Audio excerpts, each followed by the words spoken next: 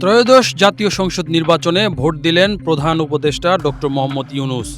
সকাল 10:30টার দিকে গুলশান ২ নম্বরের model high school and college কেন্দ্রে নিজের ভোটাধিকার প্রয়োগ করেন প্রধান উপদেষ্টা। সেনাবাহিনী সহ আইনশৃঙ্খলা বাহিনীর কঠোর নিরাপত্তার মধ্যে প্রধান উপদেষ্টা ভোট কেন্দ্রে প্রবেশ করেন। এরপর তিনি ভোট কক্ষে যান। তার হাতে অমোচনীয় কালি লাগিয়ে দেওয়া হয়। এরপর তিনি নিজ হাতে স্বাক্ষর করে ব্যালট পেপার গ্রহণ করেন। ব্যালট পেপার নিয়ে গোপন কক্ষে প্রবেশের আগে ডক্টর ইউনূসকে একজন বিদেশি পর্যবেক্ষকের সঙ্গে কথা বলতে দেখা যায়।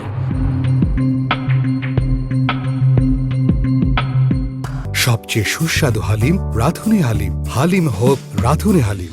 তার সঙ্গে শুভেচ্ছা বিনিময়ের পর ডক্টর ইউনূস গোপন কক্ষে প্রবেশ করেন এবং ভোটদান শেষে কিছুক্ষণের মধ্যেই সেখান থেকে বেরিয়ে আসেন।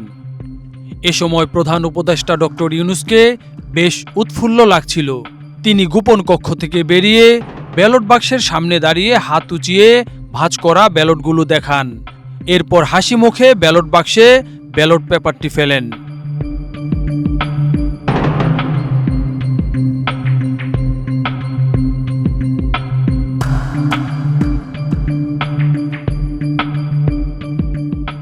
প্রায় ১.৫ মিনিটের মধ্যেই ডক্টর ইউনূসের ভোটদান প্রক্রিয়া সম্পন্ন হয়। এরপর তিনি ভোট কক্ষ থেকে বেরিয়ে এসে নিজের প্রতিক্রিয়া ব্যক্ত করেন। আজকে মহা আনন্দের দিন। আজকে নতুন বাংলাদেশের জন্মদিন। সারা দিনব্যাপী আমরা এই জন্মদিন উৎসব পালন করব। এটার মাধ্যমে আজকে যে প্রক্রিয়া এখান থেকে শুরু হলো, এর মাধ্যমে আমরা অতীতকে বর্জন করলাম। যেসব দুঃস্বপ্নময় অতীত ছিল সেই অংশ আমরা সম্পূর্ণরূপে বর্জন করলাম। আজকে থেকে আমরা প্রতিটি পদে নতুন বাংলাদেশ সৃষ্টি করার সুযোগ পেলাম। আজকে জন্মদিন পালন করি, আমরা সারাদিন ব্যাপী উৎসব করি, সবাই মিলে জাতি সবাই মিলে উৎসব করি। এবং এটা আরও নিশ্চিত হবে গণভোটটা দিয়ে। প্রার্থীর জন্য আমরা ভোট দিলাম, সেটা খুব গুরুত্বপূর্ণ, কিন্তু গণভোটটা খুবই গুরুত্বপূর্ণ।